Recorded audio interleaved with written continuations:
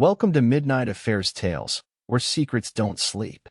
Tell us where you're watching from, then buckle up. And most important, never forget to subscribe to our channel. Starts now. Chapter 1. He used to run to me when I walked through the door, Daddy. Then one day, he wouldn't even look me in the eye. She told the judge I wasn't his father. But his drawing? His drawing told the truth. The courtroom smelled like varnished oak and lies. Michael Raines sat stiffly in his dress uniform, starch-pressed, boots polished, medals gleaming. A man who had faced fire overseas without flinching now stared at the woman he'd once sworn to protect and didn't recognize her at all. Jessica's voice was calm, rehearsed. "He's not Eli's biological father," she said, loud enough for the court reporter to catch every word. "There's been a mistake since the beginning. I didn't know until recently." Michael didn't move. Didn't blink. The judge, an older man with tired eyes and zero tolerance for drama, raised a brow. "You're saying after 6 years of marriage and parenting, you only just discovered this?" Jessica glanced down at her attorney, then sniffled. "I was confused. But I have DNA results. He's not the father. I need full custody. For Eli's sake." In the corner, Eli sat quietly beside a court-appointed child advocate. No toys. No tablet, just his tiny hands folded in his lap, gripping something. A paper. A folded paper. Michael wanted to stand, to shout, to fight. But combat taught him how to hold position, how to wait for the right time. The judge flipped through the DNA results like flipping through a restaurant menu. Michael already knew what it would say. Not a match. Not the father. Not enough. The courtroom echoed with the sound of the gavel. "Temporary full custody to the mother pending review," the judge announced.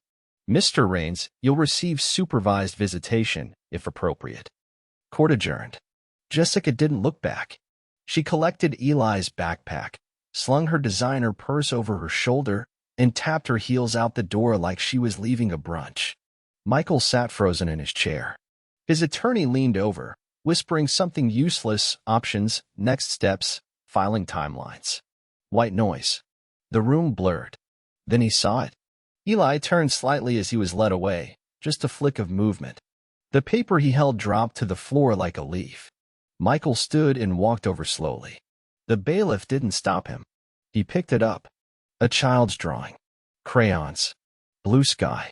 Green grass.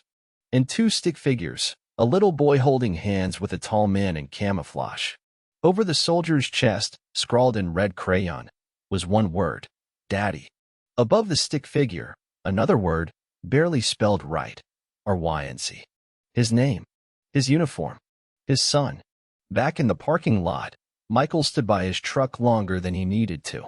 The photo sat in the passenger seat beside his Army-issued duffel, the only thing he still owned that hadn't been touched by her hands. He turned the drawing over. There was a second image. This time, the soldier knelt beside the boy. A small house in the background. A woman, drawn smaller, farther away. She wasn't smiling. He didn't know what it meant, but he knew what it felt like. A message. That night, Michael didn't go back to his apartment. He went to his old unit armory, now decommissioned. Broken through the side entrance, he still knew the timing of the camera sweeps. Found his old locker, untouched since his last deployment. Tucked in the corner, a waterproof hard case with his encrypted laptop and backup phone inside. He opened the laptop. No social media. No emails. Not anymore. He opened a new file. Labeled it simply, Operation Truth, and he added 3 names. Jessica Raines, Brent Holloway, their old family friend. Realtor. Helped Jessica with legal advice. Dr. Samantha Ewell, the lab tech listed on the DNA report. Michael stared at the screen. The cursor blinked like a heartbeat. He clicked record on the webcam. "This is Staff Sergeant Michael Raines. I am initiating a private investigation into a coordinated personal and legal attack against me.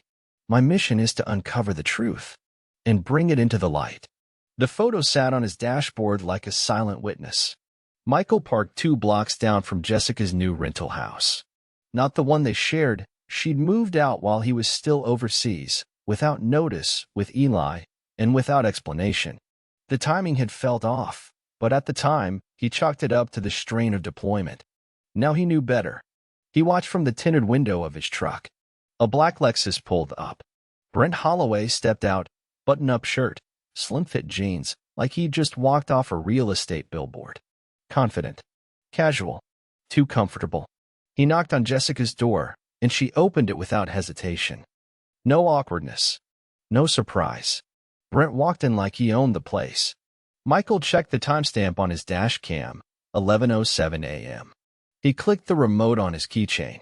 A second camera, clipped behind the grill, came alive. He whispered under his breath, "You always were too slick, Brent." That night, Michael pulled up Brent's online records. Business listings, properties sold, client reviews. All clean. Then he dove deeper. Court records. Tax histories. A few minor discrepancies. Underreported commissions, shady rental contracts, but nothing big enough to burn him. Until Michael searched the name of a property Jessica once mentioned offhand, the Lake House. It was purchased under Holloway Holdings, LLC. Jessica's name was on the second line of the title, added 3 months ago, while Michael was still in Kandahar. His hand clenched into a fist.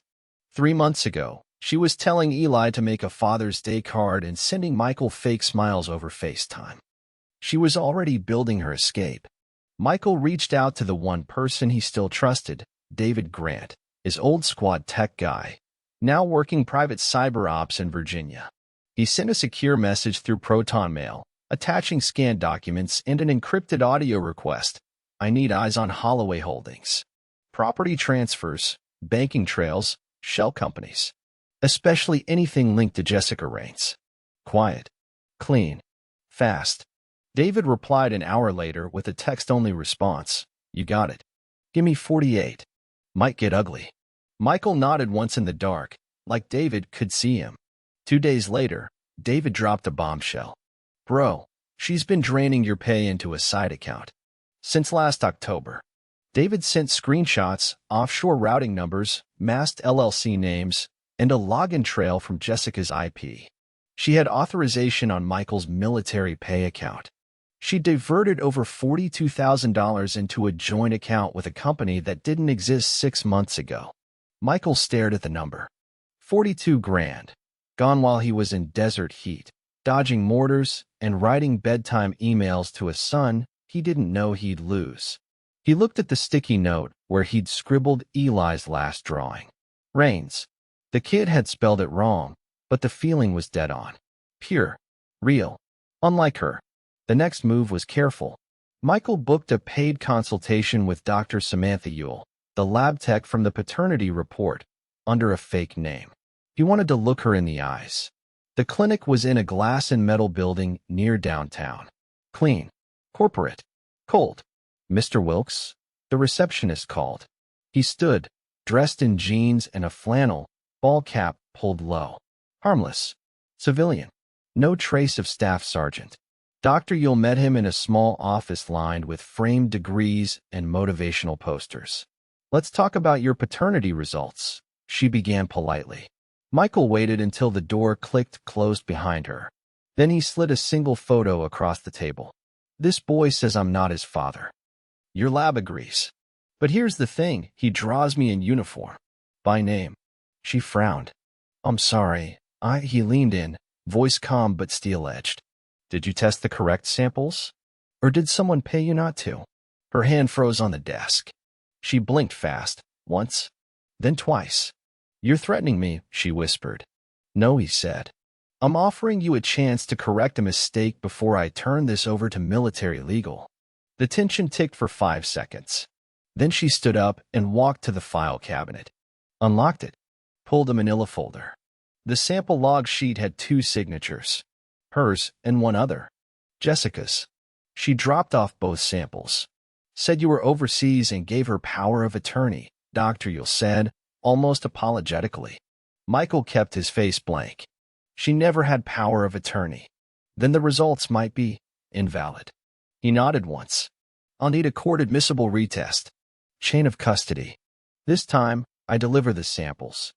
Back at his truck, Michael recorded another log entry on his encrypted laptop. Subject: Dr. Samantha, you'll confirm Jessica submitted DNA alone, no verified chain of custody retest scheduled. Next move.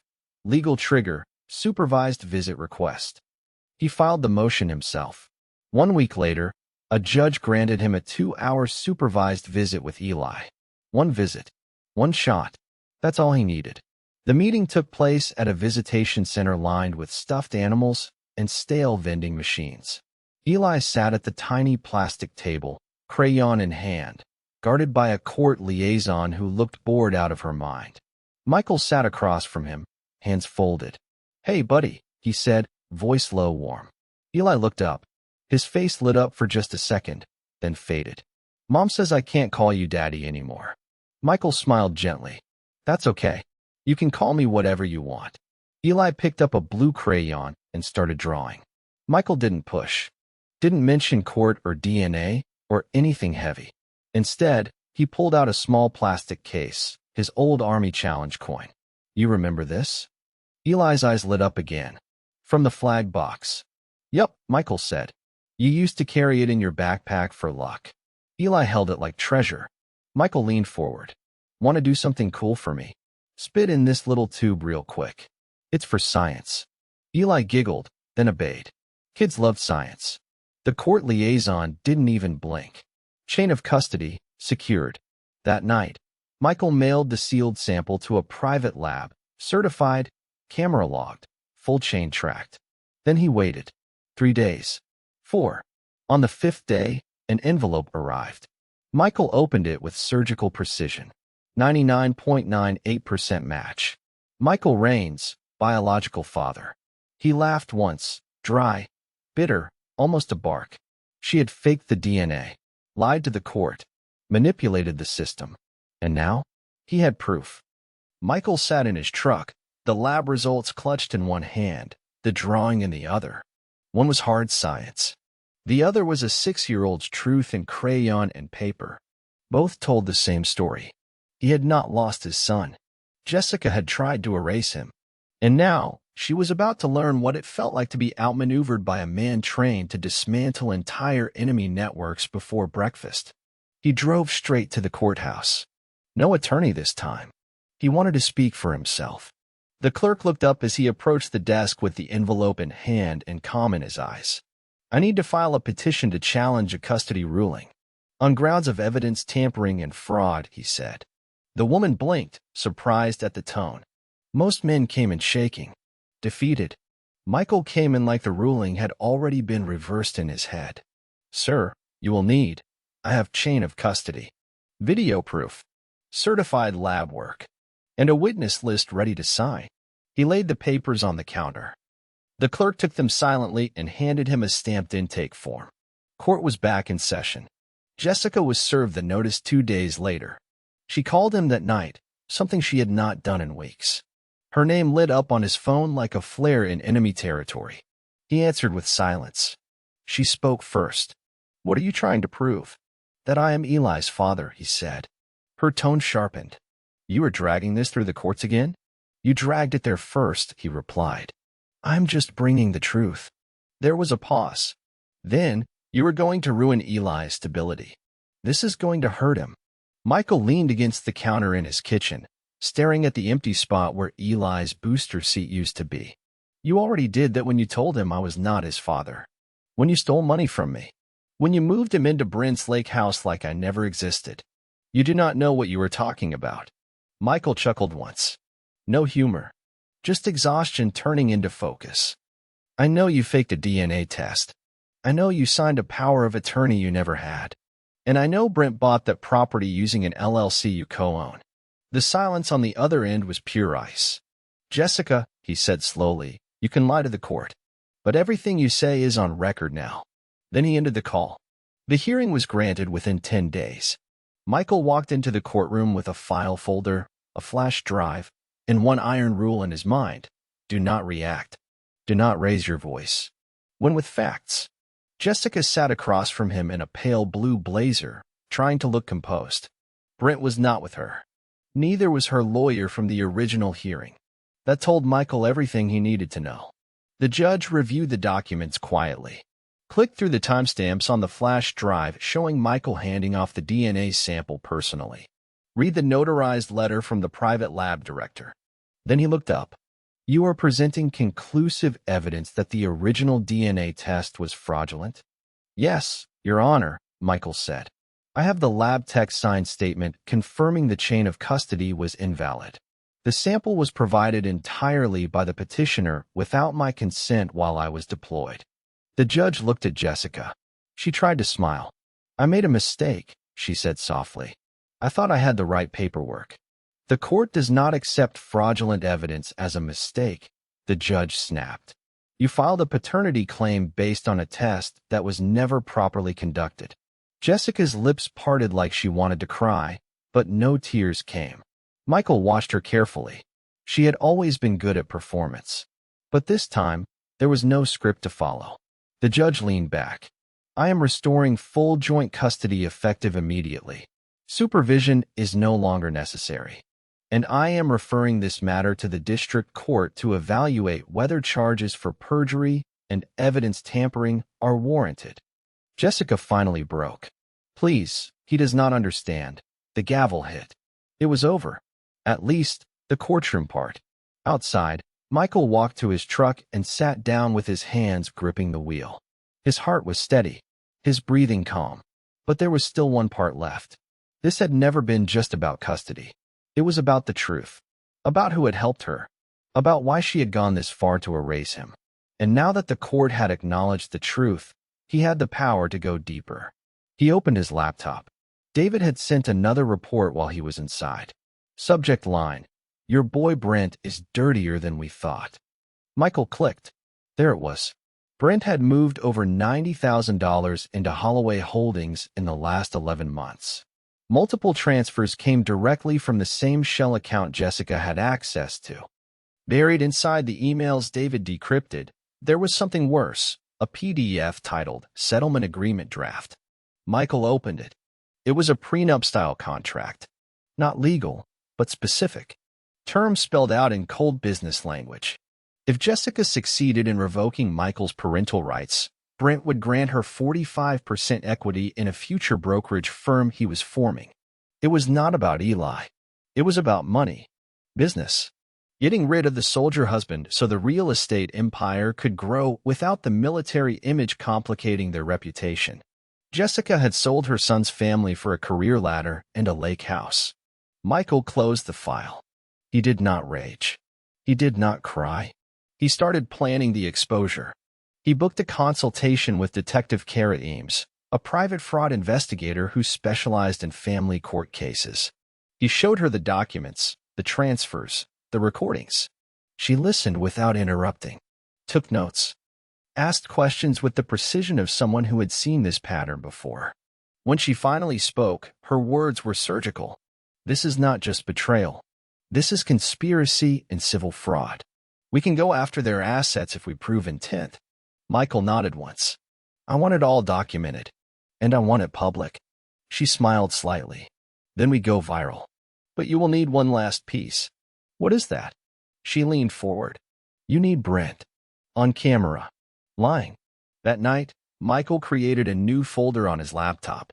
He titled it Operation Ghostwire. Inside it, he wrote 3 objectives: extract verbal admission from Brent Holloway, trigger asset freeze through legal challenge, release digital evidence, bundle publicly. He added one more line underneath. She tried to delete me. I am about to make her unforgettable. Michael parked outside the brokerage office 10 minutes before closing. The sky was a dull gray, and traffic buzzed just beyond the glass like white noise. From where he sat, Brent Holloway's name glowed faintly on the frosted door of the second-floor office. Holloway Property Group. Michael did not plan to kick in doors or throw punches. That was not how this war would be won. He was going to bait a confession. The hidden mic clipped to the collar of his denim jacket blinked green. Active. Recording. Calibrated by Detective Kara Eames herself. He grabbed the folder from his passenger seat, documents Brent would never expect Michael to see, and headed up the stairs. Brent looked up from his desk, surprise barely masked. Mike. Wow. Did not expect. Just wanted to talk. Quick 10 minutes, Michael said smoothly, stepping inside like the world was normal. Brent hesitated, then gestured to a chair. Of course. You want water? No, Michael said. Just clarity. He dropped the folder on the desk between them. Brent's eyes flicked down, and something twitched in his jaw. What is this? A draft agreement, Michael replied calmly. You and Jessica.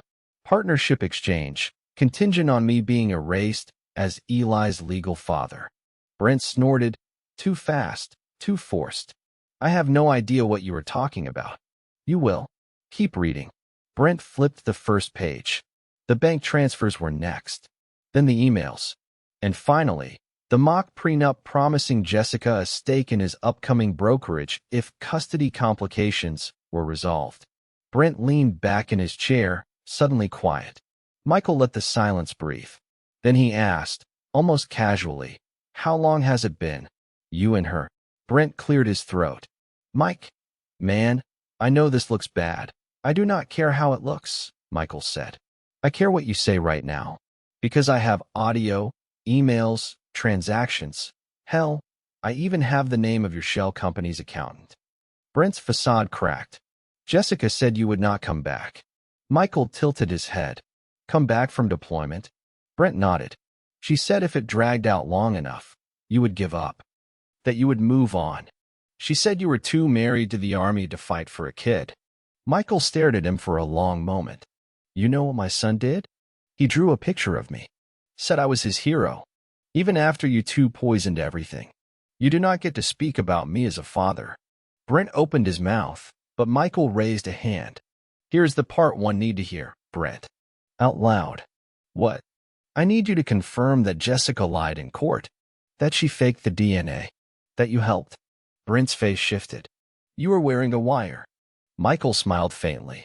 I never said that. Brent stood up fast, voice rising. This is illegal. You were setting me up. I am just asking questions, Michael replied. If you have nothing to hide, why panic? Brent froze. That was the moment Michael saw it, the flicker of recognition. Brent had always been slick, but not smart. He was the kind of man who could cheat, but not cover his tracks. Michael stood slowly. This conversation was a courtesy. The next time we speak, it will be through subpoenas. Brent stepped forward, voice suddenly lower. You do not want to do this. You will bring down Jessica too. She already did that herself. Michael walked out and closed the door behind him. Detective Kara Eames reviewed the audio that same night. She smiled halfway through playback. He confirmed involvement. The line about her saying you would not come back? That ties them to intent. Michael asked, can we use it? Absolutely. Between that, the financials, and the lab fraud, we can build a civil suit. But if you want this to go public, viral, we will need to hit hard. How? Expose it on their turf. Kara leaned forward, her eyes sharp. You said Brent is about to launch a new brokerage? Grand opening? Launch party. End of next week. Perfect, she said. We released the video the same day. You ready for that kind of noise? Michael looked down at the photo still tucked into his notebook. Eli's drawing. Crayon lines. His name in red across a soldier's chest. I am ready. The next 6 days were a storm. Kara edited the footage. Michael re-recorded his timeline narration, voice clear, calm, and cold. David encrypted the final file, stamped it with a digital watermark, and prepped a scheduled release. The title was simple. How My Wife and Her Business Partner Tried to Erase Me, The Truth About Holloway Holdings. Michael filmed a closing message straight to camera. No drama. No tears. Just a father in uniform. I gave 18 years to this country. I served overseas so my son could live safe. I came home to find my name deleted. My son turned against me. My money stolen. And my reputation buried. But the truth still matters. And this is the truth. It was raw. Honest. Not performative. That was the secret. On the morning of the brokerage launch, Brent Holloway stood on a stage in front of 50 guests, investors, and clients. There were cameras, champagne, speeches cued. 23 minutes into the event, half the phones in the crowd buzzed at once. A Reddit post had gone viral. Michael's face. The title. The evidence. The confession. The forged lab report. The quote. She said if it dragged out long enough, you would give up. People watched. Then they looked up at Brent, frozen on stage, eyes darting. Someone whispered. Then another. Then silence spread like smoke across the crowd. His marketing director pulled him aside, frantic. Brent, this is everywhere. Twitter. YouTube. The Reddit thread has 60,000 upvotes. And the comments, my God, people are already tagging media. Brent tried to laugh it off. But the damage was done. Within hours, 3 sponsors pulled out. A real estate license review was launched. Jessica deleted all her social media. Michael watched it unfold from his truck. He did not smile. He did not gloat. He just closed the laptop and whispered, Phase 1 complete. Michael thought he would feel more satisfaction. Brent's brokerage collapsed in 48 hours. The video went viral. Over 2 million views in the first day. Reddit threads, podcast features, even a military news blog picked it up. Army father exposes custody scam in viral confession sting. Sponsors bailed. Clients canceled listings. The state real estate board launched an ethics investigation before the week was over. Brent disappeared from public view. His Instagram vanished. His LinkedIn profile was wiped. And Jessica? She lawyered up, fast. Her attorney filed a restraining order request claiming harassment, digital abuse, and reputational violence. The judge denied it. Michael's evidence was clean. His tone had been controlled. The narrative was not rage, it was justice. But that night, Michael stood in Eli's empty bedroom, holding the challenge coin Eli had once carried in his backpack. The war was not over, because Eli was still with her. Detective Kara Eames came by the next morning with coffee and a file folder. Nice shot, she said, nodding toward the laptop, still open to a YouTube comment thread full of support. Michael barely reacted. His mind was somewhere else. She is not going to give up, he said. She will find a new angle. She always does. Kara set the folder down. That is why we keep moving. Inside the file were names, receipts, text logs, all financials tied to Jessica's shell accounts, including some real estate transfers that do not add up. Michael flipped through them. Wait, this name. Lauren Graves. Jessica's older sister, Kara said. Guess who just bought a property through Holloway Holdings for $1? Michael stared. They are laundering the assets, Kara continued, moving everything into family names so it looks like they never got paid. He sat back in his chair. She is hiding the money in bloodlines. Kara nodded.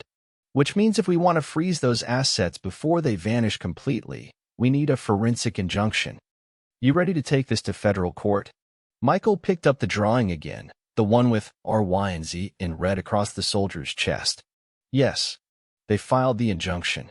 The judge was slow, but curious. The evidence was hard to ignore, especially Brent's voice on tape, confirming Jessica's strategy to eliminate Michael and absorb the legal fallout herself. What helped even more? Michael's status is active duty. I serve this country, he told the judge. All I want is to protect my son from the kind of manipulation that tried to delete me. The courtroom was packed this time. Reporters, civil rights groups. A few veterans Michael had never even met came to show support. Jessica was not there. Her attorney spoke for her, blamed stress, claimed media bias, claimed dangerous online harassment from digital mobs, claimed Eli was being weaponized for revenge. The judge was not impressed. You manipulated a DNA test, she said. You submitted false documents in federal custody court. But she believed they were accurate at the time, the attorney insisted. Michael stood. She did not. She forged a power of attorney that never existed. My commanding officer confirmed it was never filed. She stole from my pay account and used the money to partner with her affair. The judge raised a hand. All right. Enough. I am approving a financial review. All properties tied to the named LLCs and secondary accounts will be temporarily frozen pending a deeper investigation. Michael exhaled. Steady. Another wall cracked. 2 nights later, everything changed. Michael was reviewing Eli's old school reports. He had requested copies from the district office when he found something strange. A voicemail was embedded in one of the digital portals, dated 6 months earlier, before the custody case. The school counselor had flagged it, but no one had followed up. It was short, garbled. Jessica's voice, clearly drunk. But there was another voice in the background. Male, not Brent. Michael played it again. The man said, "Look, the kid will never know. He is too young. Just finish the paperwork." Jessica replied, "It has to be perfect. He cannot trace this back to me." The blood drained from Michael's face. Brent had not been the only one. There was another man involved. Someone deeper in the plan. Someone who had helped forge the documents and maybe even advised her on how to manipulate the court system. Michael isolated the clip, cleaned the audio, ran it through Kara's voice match software. The result came back within hours.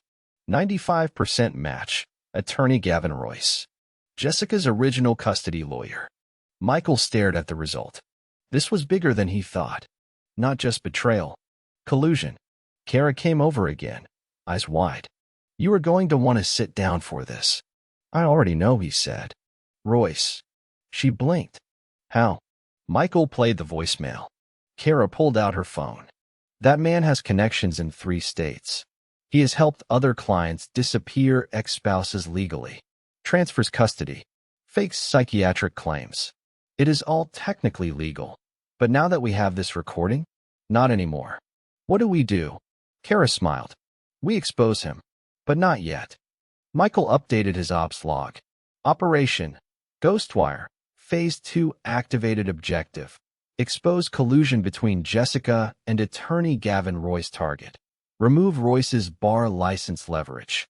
Audio evidence, prior case studies, digital signature patterns risk. Eli's emotional stability during escalation mitigation.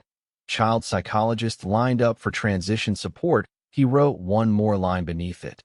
They used the law to hurt a child. Now the law will bury them. Michael stood outside the school playground fence, 20 yards back, far enough not to raise questions, but close enough to see Eli in the chaos of second graders. The court had granted him joint custody, shared weekends, structured transitions. But Michael did not want shared time. He wanted truthful time, not supervised handoffs in parking lots, not drop-offs with Jessica's lawyer glaring from the driver's seat. He wanted his son to know who he was and what had been done to them both, not with bitterness, not with rage, with clarity. Eli ran up the slide backwards, laughing, tripping over his own sneakers. His cheeks were red from the wind. His backpack, blue with the Avengers stitched on, still had the little challenge coin Michael had given him, zipped in the side pocket. The coin had stayed with him, even after everything. Michael took a breath, then walked back to his truck. No need to be seen yet. Patience wins battles. That night, he met with Dr. Elaine Morrow, a military trauma-informed child psychologist. He had not told Eli anything about the case. No mention of betrayal. No revenge. Elaine asked him straight, "What is your goal with Eli?" Michael looked her in the eye. "I want him to trust his own memory, not the lies he has been fed." She nodded. "You are not trying to turn him against her." "I do not have to," Michael said. "The truth will do that without me." Elaine leaned forward. "Then we build him a bridge. A safe one." She gave him a strategy. Never talk badly about Jessica. Never contradict Eli's memories, even if they are false. Just tell stories. Real ones. Re-anchor the child's trust by filling in the gaps. Michael began the next weekend. They sat on the living room floor with action figures. Eli was quieter than before. Still polite. Still gentle. But reserved, like someone who had been taught to brace for conflict. Michael picked up the soldier figurine. "This guy," he said, "used to live in a big sand desert for a long time. Missed his little boy a whole lot." Eli glanced over. "Why was he in the desert?" "To protect people," Michael said, "so that little kids could go to school and be safe." "Did he have a family?" "He had a wife. She changed." Eli was quiet again. Michael switched gears. "But the boy? He never stopped loving his dad, even when other people said bad things." Eli looked down. Quiet. Then, in a small voice, "Mom said you left." "I did leave," Michael said gently. "To protect people." I came back for you. Eli nodded slowly. His hand reached for the soldier. He held it tight. Michael let the moment land. No lecture. No pressure. Just truth, one piece at a time. Meanwhile, Kara was closing in on Royce. The voicemail alone was enough to launch a disciplinary review, but they needed more, a pattern. She found it. For other cases. For men stripped of parental rights under Royce's name. All with suspicious DNA reports. All involving mothers represented by Royce's firm. One had already filed an ethics complaint. Two had given up. One had gone bankrupt fighting it. But they all remembered the same tactic. Drag it out. Let the father burn out. Remove him slow. Kara compiled a dossier. Dates. Statements. A behavioral analyst added annotations. Michael recorded the voiceover. This was never about custody. It was about erasure. And it did not just happen to me. The second video was sharper. More aggressive. No names at first. Just the tactic. The playbook. The way Royce exploited court overload and procedural fatigue to wear fathers down until they stopped fighting. At the end, Kara overlaid the voicemail. The kid will never know. He is too young. Just finish the paperwork. Michael's voice followed it, calm and final. They said my son would never know. But now the world does. They launched the second video anonymously. Within 24 hours, it exploded. Not as viral as the first, but far more dangerous. It reached lawyers, judges, bar associations. A reporter from the Washington Ledger reached out, wanted to run a story on systemic custody fraud. Michael declined the interview, but gave them the files. Do not make this about me, he said. Make it about the system that let it happen. Jessica called again, this time through her lawyer. A request for private mediation. Michael agreed. They met in a neutral office, separated by glass, microphones on both sides. Kara was there. So was Jessica's new lawyer. Royce was absent. He had just been suspended pending investigation. Jessica looked older. Not tired, exposed. She opened with a plea. I did not know he would take it this far. Michael did not respond. I never meant to hurt Eli, she added, her voice cracking. You used him, Michael said. You put your name on a fake legal document, forged my authorization, and lied to his face. You knew what that would do. She broke then. The tears came. Whether real or not, it no longer mattered. Michael leaned forward. I will not destroy you. I will not turn Eli against you. But you will step back. Her lawyer tensed. Define that. You will drop any attempt to alter custody. You will sign a court-supervised parenting agreement. And you will never speak another lie about me in his presence. Because if you do, I will bring the rest of this to the media. She wiped her face. I will sign. Michael stood. One more thing. Jessica looked up, eyes wary. I know what you told him. That I left. That I stopped writing. That I stopped loving him. She opened her mouth, but Michael cut her off. I kept every letter. Every photo. Every birthday gift I mailed from deployment. He's going to see all of it. I am going to teach him who I am. Jessica sat still. Silent. Michael walked out. Back home, he opened a box from the back of his closet. Inside, letters from the Middle East, postcards from base, photos of Eli taped to his locker door, a tiny bracelet Eli made in kindergarten, beads spelling out Dad. Michael smiled. For the first time, not out of pain, but out of clarity. He was not erasing her. He was restoring himself. 3 days after the second video dropped, Michael came home to find a manila envelope wedged into his mailbox with no return address. Inside, a single page, printed in bold type, no signature. I thought I was the only one. I watched your video in silence.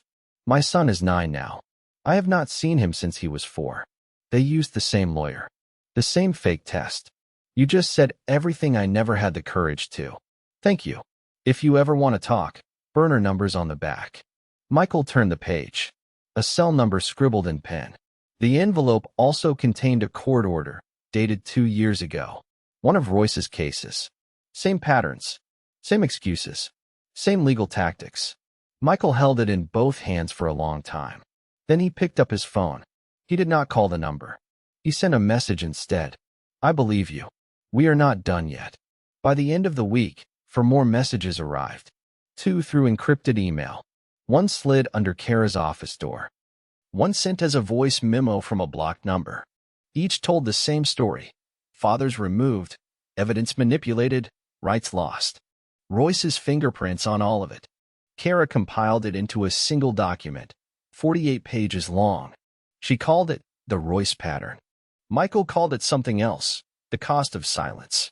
The Washington Ledger ran the story 3 days later. Not just about Michael, but about the network. The manipulation.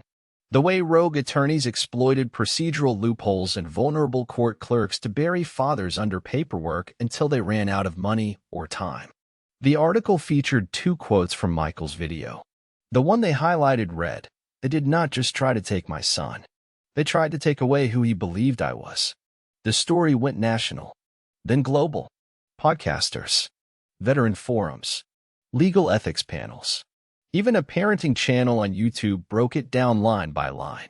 Some praised Michael. Some questioned his methods.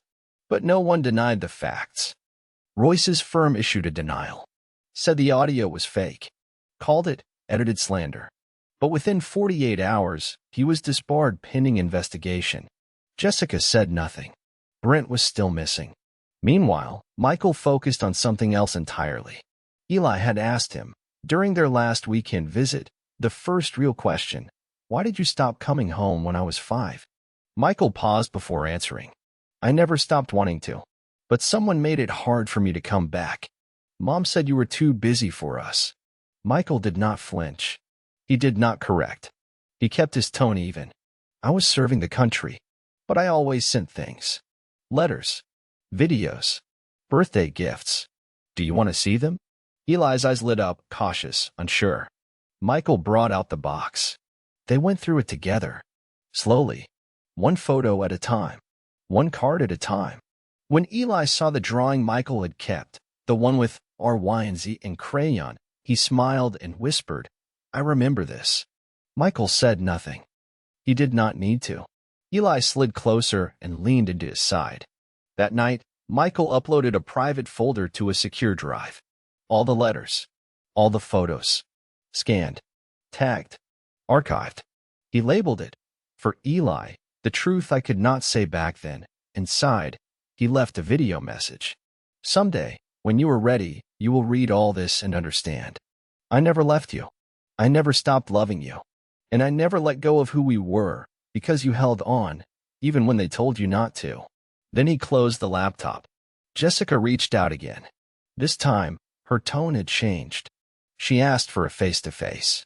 Michael agreed, but only if Kara recorded the meeting. Not for legal leverage, just for clarity. For truth. They met at a small law office near the family court building. Jessica looked exhausted. No makeup. No mask. She sat down and spoke before he could. "I wanted to win. That is it. That is all this was." Michael said nothing. "I was afraid of you coming back and Eli loving you more. I thought if I erased you, it would be easier. Cleaner. I never thought you would fight this hard." Michael stared at her. "You thought wrong." "I know." She slid an envelope across the table. Inside, her signature. A custody amendment. Final. No more challenges. Full split custody. No conditions. "I'm not going to fight anymore," she said. "You earned him back." Michael looked at the paper. "No," he said quietly. "I never lost him."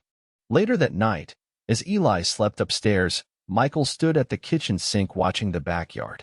It was quiet. Peaceful. The storm had passed.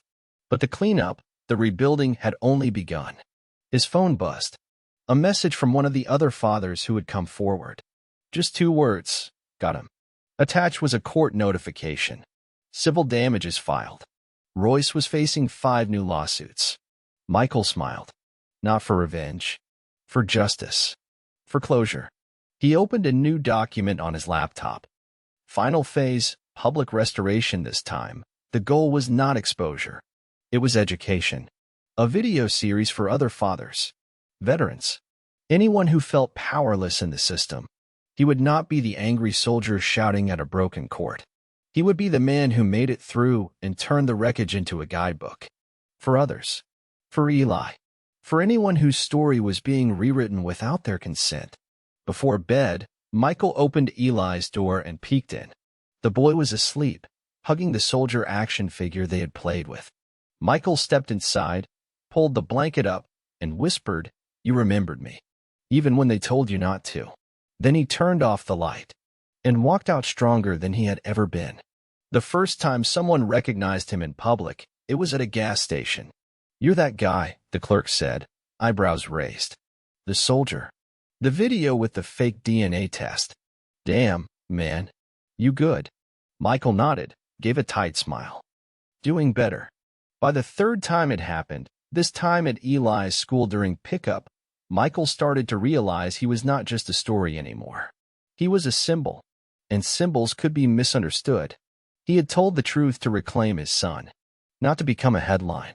But the media had not stopped. Every podcast wanted an interview. Advocacy groups emailed daily. Veteran pages reposted his videos with titles like "How One Father Fought Back." Michael declined every request. He did not want to be famous.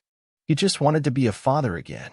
That Friday, he and Eli were setting up a Lego base on the living room floor when Eli asked something simple, but enormous. "Are you happy now?" Michael paused. Eli's eyes were clear, curious. Not scared. Just wondering. Michael sat down across from him. "Yes," he said slowly. "Because I have you." Eli smiled, nodded, and went back to stacking bricks. No follow-up question. No drama. But the weight of that moment stayed in Michael's chest long after bedtime. The next morning, Michael opened his front door to find an envelope on the porch. No postage. No name. Just a printed message inside. "You don't know what you've done. You're not the only one who can play the long game." He read it twice. The letters were cut from printer paper. No handwriting. No smudges. But tucked behind the note was a photocopy of a court filing, dated 6 years earlier. The plaintiff's name was redacted. The defendant? Michael Raines. He scanned it. A sealed protective order. Accusation of emotional volatility. Petitioned, then withdrawn. Filed under a clerk's initials he recognized. The same initials tied to Royce's law office. Michael closed the envelope. Sat down. Then called Kara. "This was buried," she said, an hour later, after pulling it up from archive servers. "Never went a hearing. Judge dropped it after petitioner no-showed. But it's still sitting there. Never cleared. Just sealed." Michael kept his voice flat. "Could they use it now?" Kara sighed. "No court would give it weight without context. But if someone wanted to smear you in public? Yeah, they'd wave this around like a flag." Michael leaned back in his chair. "Someone wants to drag this out again. Not legally. Publicly." Kara nodded. "They could be trying to bait you. Into reacting. Into slipping." Michael smiled bitterly. "They want the soldier. The one they think might snap." He did not snap. Instead, he called David. "Can you trace the printer code?" "Already on it," David replied. "I pulled the microdots off the scan you sent. Every printer embeds a tracking signature. Give me a day." It took less than that. The paper had been printed on a machine registered to a paralegal once employed by Royce's office. Michael knew the name, Corey Jennings. He had shown up in the first video's metadata, briefly. A secondary signature. No one had noticed. Until now. Kara did not wait. She filed an intimidation complaint against Jennings the same day. But Michael did something different. He wrote him a letter. Short. Sharp. Delivered in person, slid under Jennings' apartment door. "I know who you are. I know what you printed. This ends now. Or you become the next name in my folder." No threats. Just a promise of attention. The letter was enough. Jennings left town 2 days later. His apartment, cleaned out. Lease, terminated. He vanished. With that final threat neutralized, Michael did something he had not done in years. He signed up to speak at a local veteran family advocacy event. Not for revenge. Not for exposure. To share tools. How to document. How to track. How to remain calm when everything is designed to provoke. The room was small. Maybe 30 people. But the energy was different than a viral post. This was real. Quiet. Alive. He finished his talk with this: "You don't win by destroying someone. You win by refusing to be erased. A man stood up at the back. Vietnam vet. Trembling hands. He said, "You gave your kid something no one gave mine, proof." Michael nodded. "He gave it to me first. In a drawing." That night, Eli asked for a bedtime story. Michael pulled out one he had written. It was about a boy and a soldier who had to go far away, and how people told the boy things that made him scared. But the soldier came back, not to fight, but to listen. Eli was asleep before it ended. Michael closed the book, stood up, and whispered to the dark, "We made it through." The day started with quiet. Not fear. Not anger. Just stillness.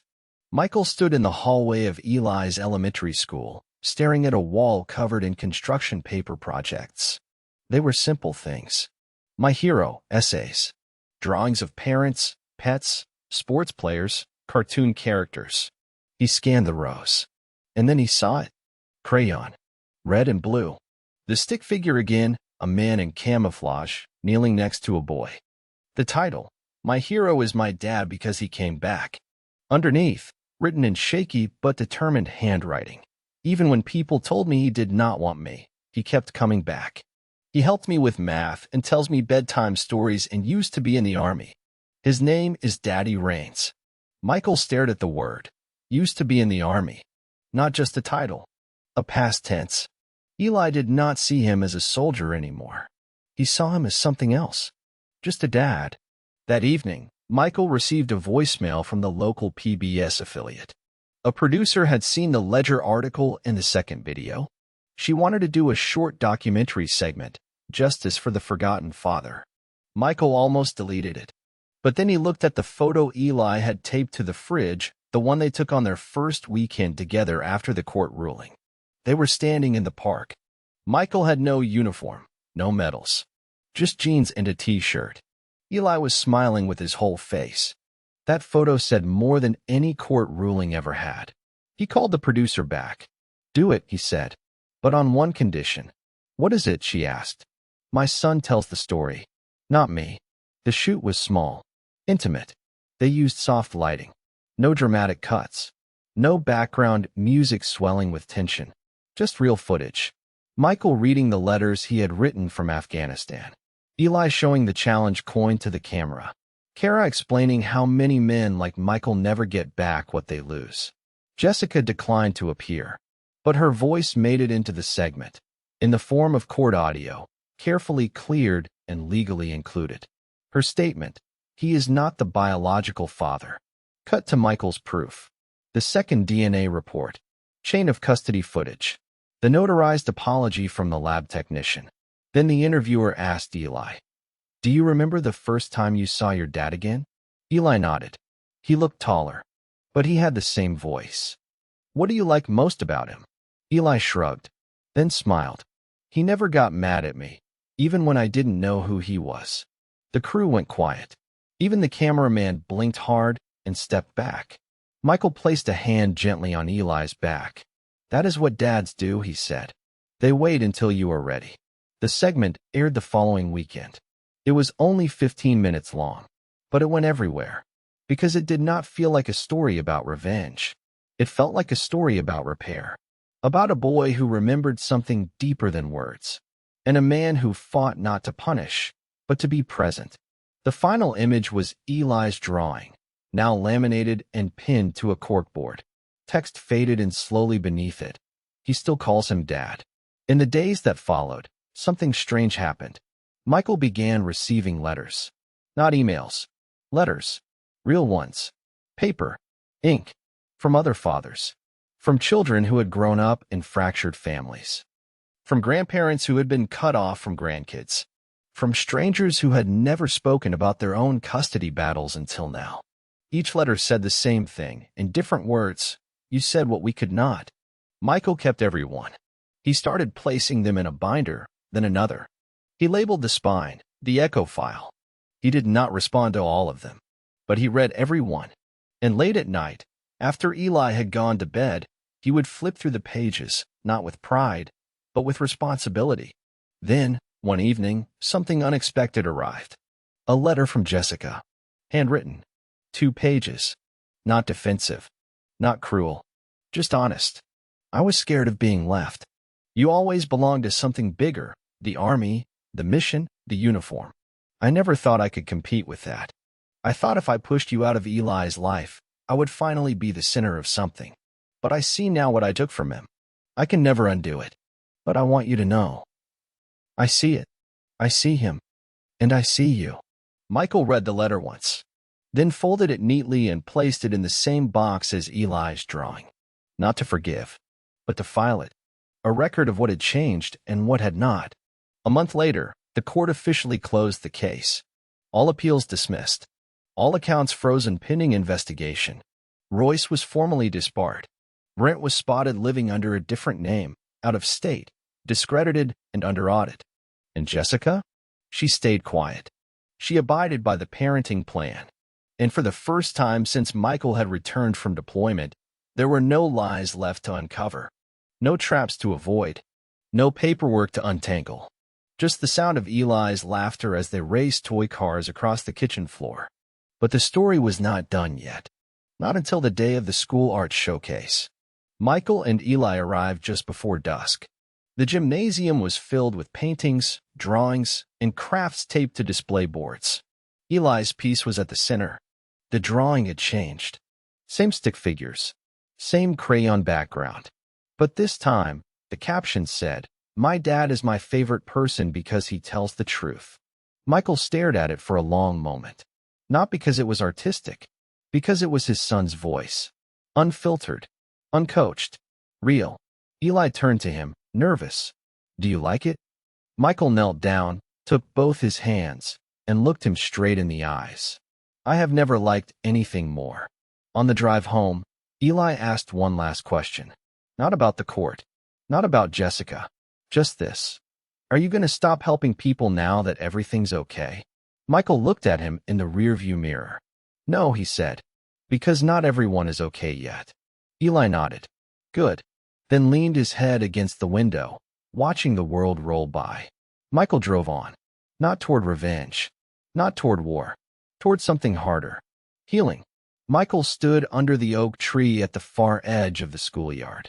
The fall breeze pressed against his chest like a soft warning, rustling the faded American flag stitched onto his jacket. He was early, again, but that was the point. The years he missed, the milestones he had been robbed of, he could not get them back. But every minute now, that was his. The school bell rang, sharp and clean, cutting through the air like a starting gun. Children spilled through the doors in bursts of color and energy. And there he was, Eli, backpack slung over one shoulder, sneakers untied, eyes scanning the crowd. When he spotted Michael, his whole face changed. Not forced, not staged, genuine joy. He ran. Michael opened his arms without a word, caught him mid-step, and lifted him effortlessly. Eli laughed, breathless. "Guess what?" the boy said. Michael raised an eyebrow. "I got picked for the Veterans Day assembly." Michael blinked. Eli grinned. "I told them my dad was in the army and that he saved people. The teacher said I could bring someone to talk about it." Michael set him down, brushing dirt off his jacket. "You want me to come?" Eli gave him a look like it was the dumbest question ever asked. "You're my dad." The gymnasium was packed. Fold-out chairs, rusted bleachers, red, white, and blue construction paper taped to the walls. A cardboard banner that read, "Thank you, veterans." Eli stood off stage, shifting on his feet, eyes darting. Michael stayed back, hands in his jacket pockets. He had stood in briefing rooms and war zones with less adrenaline. The principal gave a short speech. Then came student readers. A rendition of "God Bless America" by second graders. The kind of clumsy, pure performance that made people smile through their tears.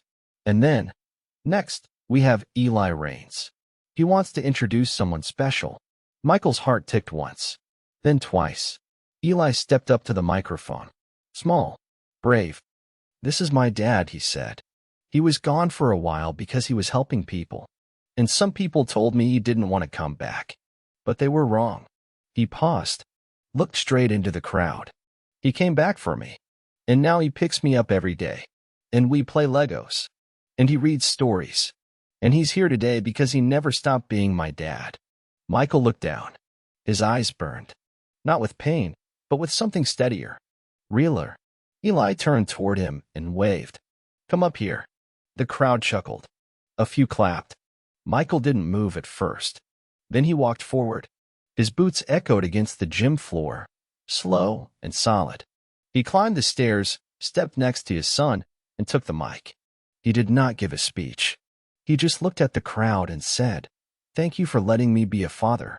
Then he stepped back and let the applause carry the rest. Later that day, as they left the school, Michael's phone buzzed. A message from Kara. Subject: Final ruling, Royce disbarred. She attached a photo from the court record. Gavin Royce, former attorney, permanently stripped of his license. Fined. Barred from working in family law in any state. Another message followed. Brent Holloway filed bankruptcy. Asset investigation ongoing. Jessica's financial accounts frozen. Final review recommends permanent shared custody under monitored structure. Michael read it once, then deleted it. The system had caught up, but he was already ahead. That weekend, Michael took Eli to the lake. Not the one Brent used to own. A new one. Clean. Unknown to anyone else. They sat on the dock, bare feet dangling just above the water. Eli skipped a rock and shouted when it bounced twice. Michael handed him a sandwich. You ever think about drawing again? He asked. Eli nodded. I already did. He pulled out a folded paper from his hoodie pocket and handed it over. Michael opened it. This time, the figure was more detailed. Still crayon, but steadier. A man in jeans, holding hands with a boy in a hoodie. Behind them, a small house. A tree. A dog.